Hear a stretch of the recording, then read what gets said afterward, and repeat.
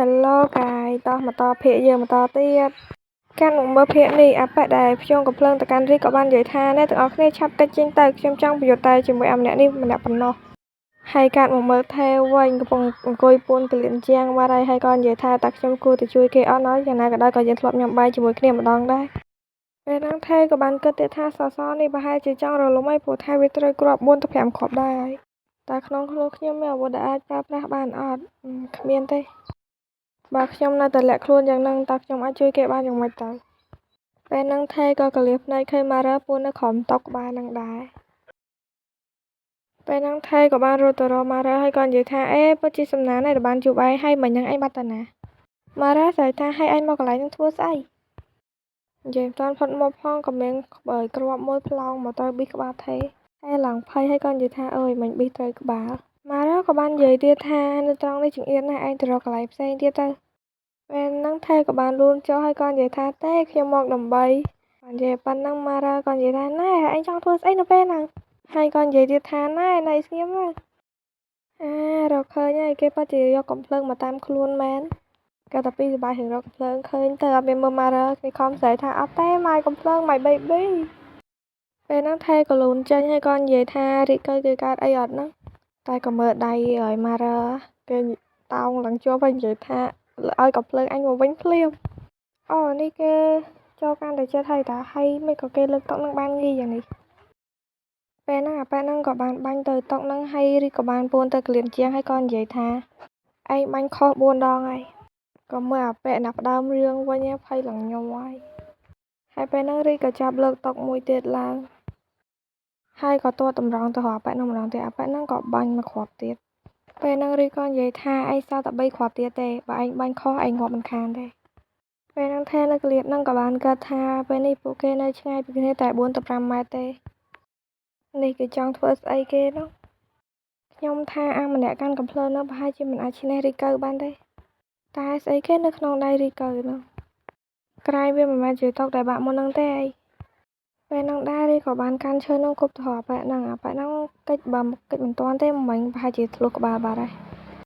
ហើយទឹកមុខរបស់គេឥឡូវនេះវាធ្វើឲ្យខ្ញុំដឹងថាអាម្នាក់នោះវាប្រកាសជាមានគ្រោះថ្នាក់ជាមិនខានទេពេលហ្នឹងរីក៏បានរត់ស្ទុះទាំងកំរោលទៅរកប៉ាក់ហ្នឹងហើយស្ទុះទៅតាំងពីមុខមកឡើងគ្នាភ័យក៏បាញ់ទៅតែសំណាងឯងដែលបាញ់ខុសដោយសាររីចាប់ដៃចេញតាន់ពេលហ្នឹងរីក៏ចាប់ច្បាច់កអាប៉ែហ្នឹងហើយក៏និយាយថាអូឯងចាញ់ហើយពេលហ្នឹងក៏បានយកកំភ្លើងហ្នឹងទៅភ្ជង់កអាប៉ែហ្នឹងហើយក៏និយាយទៀតថាចាំជួបគ្នានៅជាតិក្រោយណាមិនទាន់បានធ្វើស្អីផងក៏មានកំភ្លើងមួយមកភ្ជង់ករីហើយពេលហ្នឹងថេក៏និយាយថាឆាប់លែងគេភ្លាមពេលហ្នឹងរីក៏និយាយថាឯងដូចជាក្លាហានដល់ហើយដែលហ៊ានយកកំភ្លើងមកភ្ជង់ខ្ញុំនោះពេលហ្នឹងថេក៏និយាយថាកុំកម្រើកអីសោះដោះលែងគេទៅបើសិនបើជាលោកមិនចង់បាត់បង់ជីវិតនោះរីក៏បាននិយាយថាឯងពិតជាក្លាហានណាស់ណោះដែលហ៊ានបន្ថយជីវិតមកជួយមនុស្សដែលមិនចេះស្ដាយជីវិតរបស់ខ្លួនឯងបែបនេះពេលហ្នឹងថេក៏និយាយថាខ្ញុំប្រាប់លោកថាឲ្យនៅស្ងៀមចង្រៃយកហេតុអ្វីបើជាខ្ញុំចេះតែមកជួយមនុស្សដែលចង់តែស្លាប់បែបនេះទៅវិញពិតជាឈួតមែនណាយ៉ាងណាខ្ញុំក៏បានចូលរួមទៅហើយបើចង់ជួយត្រូវជួយចាប់ចុងចាប់ដើមណាថេក៏បានគិតទៀតថាយ៉ាងណាក៏ដោយទោះបីជាខ្ញុំភ្ជង់គេនៅកំភ្លើងក៏ដោយក៏គេមិនខ្លាចសូម្បីតែបន្តិចដែរមើលទៅដូចជាស៊ុំប៊ីអញ្ចឹងពេលហ្នឹងរីក៏បាននិយាយថាអត់អីទេចាំខ្ញុំបលែងគេក៏បានដែរតែខ្ញុំគួរតែចាត់ការប្រុសម្នាក់នេះដោយរបៀបម៉េចគេមិនខ្លាចអ្វីសូម្បីតែបន្តិចសោះពេលនេះបើសិនបើជាខ្ញុំហ៊ានទៅដកកំភ្លើងចេញតែបន្តិចប្រុសម្នាក់នោះប្រកាសជាស្លាប់មិនខានទេពេលហ្នឹងអាប៉ែដែលត្រូវគេភ្ជុំហ្នឹងក៏បាននិយាយថាឯងនៅចាំស្អីទៀតមិនក៏មិនទាញកលឺបាញ់យើងហ្មងទៅឆាប់បាញ់មកហើយក៏មើលមុខថេមើលសាហាវចង់ទៅហក់បាញ់អាប៉ែហ្នឹងមុនគេតើនេះពេលហ្នឹងថេក៏បានគិតថាអាងាប់មើលវាឯងខំថយជីវិតដើម្បីជួយវាហើយមើលវាធ្វើនិយាយពេលហ្នឹងថេក៏បាននិយាយថាបើឯងចង់ស្លាប់ណាទៅប្រយុទ្ធគ្នាលើកក្រោយទៅហើយតែលើកនេះខ្ញុំខំបន្ថយជីវិតដើម្បីជួយឯងណាចឹងហើយឯងកុំនិយាយចឹងអីបើមិនដឹងគុណខ្ញុំទេសូមគំនុំទុកដល់ខ្ញុំហើយបើចង់ប្រយុទ្ធគ្នាណាក៏នាំគ្នាទៅប្រយុទ្ធកន្លែងផ្សេងទៅកុំឲ្យរំខានខ្ញុំពេលហ្នឹងរីក៏បានបោះជំហានមកក្រោយហើយបែរមកម្ដងតិចដែលធ្វើឲ្យថេភ័យមែនតើពេលនេះខ្ញុំមានអារម្មណ៍ថាគ្រោះថ្នាក់ចិត្តមកដល់ខ្ញុំហើយបើសិនជាខ្ញុំមិនបាញ់រីកៅទេអាម្នាក់នោះប្រកាសជាស្លាប់មិនខានទេពេលហ្នឹងសំណាងដែរគ្រូបង្វឹកជនក៏បានមកឲ្យគាត់សួរថាមានរឿងអីកើតឡើងពេលហ្នឹងគ្រូបង្វឹកជនក៏បាននិយាយថានៅទីនេះគេមិនអនុញ្ញាតឲ្យប្រើប្រាស់អាវុធផ្ទាល់ខ្លួនទេតែឯងដឹងអត់ចុងធី ពេលហ្នឹងថៃក៏បានឆ្លើយថាខ្ញុំដឹងតាអញ្ចឹងកំភ្លើងហ្នឹងជារបស់អ្នកណាពេលឮពូឆាំងអ៊ីនសួរអញ្ចឹងទៅថៃក៏បានឆ្លើយថាជារបស់ខ្ញុំរបស់ឯងបានតាអញ្ចឹងមកតាមខ្ញុំមកឆាប់ទៅការិយាល័យរបស់ខ្ញុំឥឡូវនេះតែខ្ញុំបារម្ភថាបើសិនជាខ្ញុំហ៊ានទៅកម្រើកដៃតែបន្តិចនោះក៏របស់ខ្ញុំប្រកាសជាដាច់ជាមិនខានទេលូស៊ីនតើឯងមានកម្រងចង់សម្លាប់គេមែនទេពេលហ្នឹងលូស៊ីនក៏បាននិយាយថាត្រូវហើយមនុស្សថោកទាបដូចជាវាសមតែងាប់អញ្ចឹងហើយ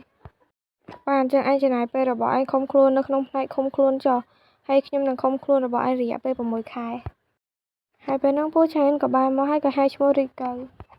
ពេលហ្នឹងរីកូក៏បាននិយាយថាឲ្យខ្ញុំធ្វើម៉េចគេនៅភ្ជុំក្បាលខ្ញុំម្លាយនឹងបើខ្ញុំហ៊ានតែកម្រើកបន្តិចខ្ញុំច្បាស់ជាបែកក្បាលមិនខានទេខ្ញុំត្រូវធ្វើបែបនេះដើម្បីកុំឲ្យគេបាញ់ខ្ញុំដែរតើពេលហ្នឹងថេក៏បានគិតថាប៉ែរីកូនេះប៉ិនរកលេសសាហាវគេខ្លាំងសឹកអីអាណាគេវាយឈ្នះគេពេលហ្នឹងពូឆាំងអ៊ីនក៏បាននិយាយថាបានហើយឲ្យលូស៊ីនដើរទៅមុខពី3ជំហានទៅមើលទៅម្នាក់ដែលនៅក្រៅឯនេះគេញ័រដៃដល់ហើយតើលោកកំពុងតែនិយាយពីម្នាក់ដែលកំពុងតែខ្ញុំកំភ្លើងមកលើក្បាលខ្ញុំនឹងមែនលោកប្រកាសអត់ណាពេលហ្នឹងពូឆាំងអ៊ីនក៏ទៅខោកអាប៉ែលូស៊ីននឹងម្ដាយហើយក៏និយាយថាល្ងងហើយអ្វីក៏មិនដាក់កំភ្លើងចោះទៀតហើយមិនបានជាបករឿងឲ្យខ្លាយទៅជាបែបនេះហ៎នៅពេលដែលឯងចេញពីផ្នែកឃុំខ្លួនឯងទៅរៀននៅផ្នែកបង្រៀនអាវុធម្ដងទៀតឯងក៏អញ្ចឹងដែរចុងទេអីឆាប់ឲ្យមកពេលនោះថើក៏គិតថាបើសិនជាពូឆាំងអ៊ីនមិនមកទេតើមានរឿងអ្វីកើតឡើងទៅខ្ញុំប្រហែលជាមានគ្រោះថ្នាក់ជាមិនខានទេពេលនេះខ្ញុំយល់ហើយហេតុអ្វីបានជាគេចូលចិត្តពាក់សមដៃបែបនេះជានិច្ចដោយសារតែគេត្រូវប្រឡាក់ឈាមគ្រប់ពេលហ្នឹងពូឆាំងអ៊ីនក៏បាននិយាយថាអេមានគ្រាប់ទេពេលហ្នឹងពូឆាំងក៏បាននិយាយទៅកាន់ថេអ៊ីថាជុងថេតើឯងមានកម្រងធ្វើអីជាមួយនឹងកំភ្លើងដែលគ្មានគ្រាប់នេះហ៎នៅពេលដែលខ្ញុំយកវាចេញពីម៉ារ៉ាខ្ញុំដឹងតាថាវាគ្មានគ្រាប់ខ្ញុំគ្មានជំរឿសទេខ្ញុំត្រូវតែធ្វើវាដើម្បីកុំឲ្យគេសម្លាប់មនុស្សនៅទីនេះពេលហ្នឹងរីក៏បានមើលទៅថេរកាភ្ញាក់ផ្អើលហើយថេក៏បានគិតថាក៏មើលមកខ្ញុំអីវាមើលទៅគួរខ្លាចណាពេលហ្នឹងរីក៏បានសើចហើយក៏និយាយថាថេអ៊ីអញ្ចឹងឯងឈ្មោះចុងថេអ៊ីពេលហ្នឹងថេក៏បានគិតថាមិនម៉ាទេខ្ញុំឥឡូវគេស្គាល់ឈ្មោះបាត់ហើយកាប់មកមើលបន្ទប់របស់ពូឆាំងអ៊ីនវិញថេក៏បាននិយាយថាលោកពូវ៉ាខ្ញុំអត់ចង់នៅផ្នែកឃុំខ្លួនជាមួយនឹងអាប៉ែលូស៊ីហ្នឹងទេនេះតើខ្ញុំត្រូវនៅទីនេះ6ខែហើយត្រូវចូលទៅឃុំខ្លួន6ខែទៀតមែនពេលហ្នឹងពូឆាំងអ៊ីនក៏ទាញថ្មថេហើយក៏និយាយថាឯងនេះមកដល់ភ្លាមក៏បង្កបញ្ហានៅថ្ងៃហ្វឹកហាត់ដំបូងភ្លាមហ្មងពេលហ្នឹងថេក៏បាននិយាយថាលេងហ៊ានហើយពេលហ្នឹងក៏មានអ្នកដើរចូលមកហើយក៏និយាយថាគ្រូបង្វឹកជនតើមានបញ្ហាអ្វីមែនទេខ្ញុំឮថាមានមនុស្សប្រយុទ្ធគ្នានៅទីនេះពេលហ្នឹងថេក៏បានគិតថានោះគឺជាមេវិជាការជាន់ខ្ពស់គាត់គឺជាមេរបស់ពូខ្ញុំតើ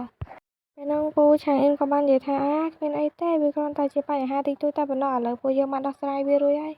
ពេលហ្នឹងមេវិជាការក៏បានសួរថាអូម្នាក់នោះគឺជាក្មួយប្រុសរបស់លោកមែនទេពេលហ្នឹងពូឆាំងអ៊ីនក៏ឆ្លើយថាបាទគឺគេហ្នឹងហើយពេលហ្នឹងមេវិជាការក៏បាននិយាយទៀតថាអញ្ចឹងគេប្រហែលជាប្អូនប្រុសរបស់ចុងជេអញ្ចឹងពេលហ្នឹងថេក៏ថាពួកគេនិយាយគ្នាចាប់ទុកខ្ញុំដូចជាខ្យល់អញ្ចឹងត្រូវហើយចុងជេគឺជាបងប្រុសរបស់គេហ្នឹងហើយពេលហ្នឹងគាត់ក៏ឆ្លើយថាអូខ្ញុំដឹងហើយពេលហ្នឹងថេក៏បានគិតថាជេអ៊ីប្រកាសជាល្បីល្បាញណាស់ហើយមើលទៅសូម្បីតែមេវិជាការជាន់ខ្ពស់ក៏ស្គាល់គេដែរពេលហ្នឹងគាត់ក៏សួរទៅថាបើឯងនៅទីនេះចុះបងប្រុសឯងនៅណានេះគាត់និយាយជាមួយខ្ញុំហ៎ពេលហ្នឹងថេអ៊ីក៏បានឆ្លើយថាជេអ៊ីពេលនេះក៏ខ្ញុំមិនដឹងថាគាត់នៅណាដែរឥឡូវហ្នឹងពេលហ្នឹងគ្រូបង្វឹកជនក៏បាននិយាយថាពួកគេជាបងប្អូនខ្លួននឹងគ្នាមែនប៉ុន្តែពួកគេមិនសូវនៅជាមួយគ្នាទេតែទោះបីជាពួកគេនៅឆ្ងាយពីគ្នាក៏ដោយក៏ទំនាក់ទំនងរបស់ពួកគេនៅតែល្អដដែលនោះលោកមេបញ្ជាការក៏បាននិយាយថាអូគឺអញ្ចឹងទេពេលហ្នឹងពូឆាំងអ៊ីនក៏បកដៃឲ្យថេចេញទៅបានហើយពេលហ្នឹងថេក៏បានគិតថាអ្វីដែលខ្ញុំបានលើវាតែងតែបែបនេះជានិច្ចពួកគេតែងតែសួររវាងទំនាក់ទំនងរបស់បងប្អូនយើងជានិច្ចមានបងប្រុសល្បីល្បាញបែបនេះពិតជាពិបាកមែនពេលនេះការវិភាគការហ្វឹកហាត់បានរៀបចំរួចហើយថេក៏បាននិយាយទៀតថាខ្ញុំមិនចង់ធ្វើវាទេខ្ញុំចង់ត្រឡប់ទៅវិញមើលទៅពីអាចារ្យអារាមដែលថាខ្ញុំមានកំភ្លើងប្រហែលជារីករាលដាលសុសសាលដូចផ្សិតហើយមើលទៅខ្ញុំច្បាស់ជាត្រូវថ្មរបស់អ្នកជំនាញវិស្វកម្មអាវុធនោះមិនខានទេគាត់ប្រហែលជាដាក់ក្បាលខ្ញុំមកកំភ្លើងផងក៏មិនដឹងការិយាល័យរដ្ឋបាលប្រហែលជាខ្ញុំមិនឃើញមុខស៊ីលូបន្តិចខ្ញុំនឹងអាចមានអារម្មណ៍ល្អជាងមុនតែបើសិនជាខ្ញុំចូលទៅខ្ញុំនឹងថាត្រូវបកស្រាយប្រាប់គេថាមិនទេនេះបើសិនជាបានជួបគេប្រកាសជាល្អខ្លាំងណាស់ពេលហ្នឹងក៏មានសលេងដល់សតនមួយបាននិយាយថាអូថេមានណាគេទៀតស៊ីនលូយើងហ្នឹងហើយស៊ីនលូក៏បានសួរថាតើបងមកធ្វើអីត្រង់ហ្នឹងតើបងអត់ធ្វើខាត់ទេមែនពេលហ្នឹងថេឆ្លើយថាបន្តិចទៀតខ្ញុំទៅហើយខ្ញុំរវល់នៅកន្លែងការិយាល័យគ្រូបង្វឹកផ្លែត ហើយអ្វីបានជាមានរឿងនៅក្នុងការិយាល័យគ្រូបង្វឹកអញ្ចឹងត្រូវហើយខ្ញុំឮថាមានរឿងកើតឡើងនៅកន្លែងហ្វឹកហាត់តើបងមិនអីទេមែនទេតែនោះជាមូលហេតុដែលបងត្រូវទៅការិយាល័យនោះមែនទេខ្ញុំមិនអីទេវាគ្មានរឿងអីធំដុំទេចុះឯងមានរឿងអីកើតឡើងដែរអត់ទោះបីជាក្រុមរដ្ឋបាលនិងសមាជិកក្រុមធ្វើការនៅកន្លែងដូចៗគ្នាក៏ដោយប៉ុន្តែកន្លែងញ៉ាំអាហារគឺកន្លែងតែមួយបើសិនជាស៊ីនលូនៅកន្លែងនោះនៅពេលនោះបើសិនជាគេមានរបួសតែបន្តិចខ្ញុំនឹងសម្លាប់អាម្នាក់នោះចោលមិនខានទេពេលនោះថែក៏បាននិយាយថាអូទៅហើយពេលនោះអញមិននៅអាហារដ្ឋាននឹងទេមែនទេពេលនោះស៊ីនលូក៏បាននិយាយថាអូត្រូវហើយខ្ញុំអត់ចូលចិត្តកន្លែងណាដែលមានមនុស្សច្រើនទេអញ្ចឹងហើយខ្ញុំបញ្ញាប់ញ៉ាំហើយក៏បញ្ញាប់ចេញទៅពេលនោះថែសប្បាយចិត្តហើយក៏និយាយថាអរគុណប្រយពេលនោះថេក៏បាននិយាយទៅថាស៊ីលូអញដឹងអត់ពេលនេះសមាជិកក្រុមរបស់ពួកអឺរ៉ុបក៏នៅទីនេះដែរហើយឥឡូវនេះអញត្រូវតែចងចាំអ្វីដែលខ្ញុំនិយាយអញមិនត្រូវពាក់ព័ន្ធជាមួយនឹងពួកហ្នឹងទេពួកគេពិតជាគ្រោះថ្នាក់ណាស់អញ្ចឹងហើយអញត្រូវតែប្រុងប្រយ័ត្នពេលនោះស៊ីលូក៏បានញញឹមហើយក៏និយាយថាទោះបីជាខ្ញុំមិនបានជួបពួកគេញឹកញាប់ក៏ដោយក៏ខ្ញុំនឹងប្រយ័ត្នខ្លួនមិននៅក្បែរពួកគេទេ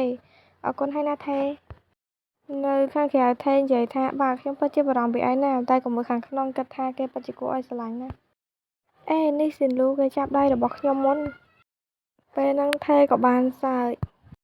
ហើយស៊ីនលូក៏បានសើចដែរតែក៏មើលណាគេនៅពីក្រោយមានណាទៀតពូឆាំងអ៊ីនយើងហ្នឹងមើលតែមកគាត់ទៅក៏ដឹងតែគាត់ចង់និយាយអីដែរពួកឯងទាំងពីរពិតជាមានក្តីសុខដល់ហើយណោះបករឿងឡើងធំប៉ុណ្ណានេះឲ្យយើងដោះស្រាយឲ្យនាំគ្នាសញ្ញាគ្នាទៅបង្ើយពេលហ្នឹងថេក៏បានគិតថាមើលទៅតែភ្នែកគាត់ទៅក៏ដឹងហើយតែគាត់ចង់និយាយពីអីសំណាងហើយដោយស៊ីនលូមិនកត់សម្គាល់ពីគាត់នោះពេលហ្នឹងស៊ីនលូក៏បានប្រមូលថេដើរលេងហើយក៏និយាយថាតើថ្ងៃនេះអាកាសធាតុល្អណាស់ទៅដើរលេងអត់ពេលហ្នឹងថេក៏បាននិយាយថាវាប្រហែលជាល្អនៅពេលដែលយើងដើរលេងនៅចុងសប្តាហ៍វាប្រហែលជាពេលដែលល្អក្នុងការយើងណាត់ជួបគ្នាពេលហ្នឹងស៊ីនលូក៏បាននិយាយថាចាំជួបគ្នានៅថ្ងៃនោះចឹងអញ្ចឹងចាំជួបគ្នាម្ដងទៀតណាបាយបាយតើឯងញ៉ាយគ្នារួចហើយមែនអញ្ចឹងតើបានមិនទាន់ឃើញឯងទៅហ្វឹកហាត់បើសិនជាឯងចង់កិច្ចមិនចង់ហ្វឹកហាត់ឯងត្រូវតែទៅការិយាល័យរបស់ខ្ញុំទៀតនៅទីនេះមានច្បាប់ទម្លាប់ត្រឹមត្រូវឯងមិនអាចកិច្ចម៉ោងហ្វឹកហាត់ទេរីកើគេមកនៅទីនេះតែ2សប្តាហ៍ទេអញចាំបាច់ភ័យអីក៏ភ័យម៉េះថេគាត់ថាមកតែ2សប្តាហ៍មែនប៉ុន្តែខ្ញុំមិនដឹងថាខ្ញុំអាចរស់បានឬអត់ទេនេះតែយ៉ាងណាក៏ដោយខ្ញុំចង់នៅរស់ឲ្យបានដល់ចុងសប្តាហ៍នេះដើម្បីដើរលេងជាមួយស៊ីនលូឲ្យបានបន្តិចក៏បានដែរមានរឿងមួយតែស៊ីនលូពេលហ្នឹងថេសួរអីគេក្រែងអីនិយាយថាអញត្រូវតែដេកជាមួយនឹងស៊ីនលូអីចឹងសូមឲ្យអាកាសធាតុថ្ងៃហ្នឹងល្អចុះពេលហ្នឹងថេក៏បាននិយាយទៅកាន់ពូឆាំងអ៊ីនថាពួកឯងកុំភ័យទោះបីជាមានភ្លៀងធ្លាក់ទៀតក៏ខ្ញុំនៅតែទៅដេកជាមួយស៊ីនលូដែរបើឯងធ្វើអញ្ចឹងមែនពេលឯងស្លាប់ខ្ញុំនឹងដឹកសភៅហ្នឹងទៅជាមួយនឹងឯងដែរអញ្ចឹងហើយមិនបាច់ភ័យខ្លាចគ្មានសភៅអានទេនៅពេលដែលឯងស្លាប់នោះចង្រៃយកអើយខ្ញុំខំបំភ្លេចវាហេតុអ្វីបានជាគាត់យករឿងហ្នឹងមកនិយាយអញ្ចឹង